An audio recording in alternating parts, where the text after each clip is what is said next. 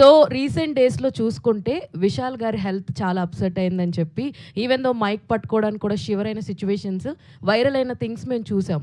So మీరు ఇద్దరు work చేశారు, ఇప్పుడు ఈ సినిమా లైక్ ప్రమోషన్స్కి వచ్చారు, ఆయన రాలేకపోయారు, reason we don't know. So అలాంటి సిచ్యువేషన్ ఉన్నప్పుడు మీరు ఇద్దరు వెళ్ళి కలిసారా, ఈవెన్ దో ఆయనతో మాట్లాడారా? ఫీవర్ వచ్చి ఇలా అయ్యిందని ఒక సీన్ వచ్చి no no no not like that, అంటే సిచ్యువేషన్స్ చాలా డిఫరెంట్గా ఉండే. So he came for all the promotions after that. So why are you stuck on him not feeling well? He's become better now, right? So there's no point going on talking about his sickness. He's become fine. He came for the success meet. He was fine. Yeah. So mali the topic తీసుకునేది వచ్చి there's no point because he's not still sick.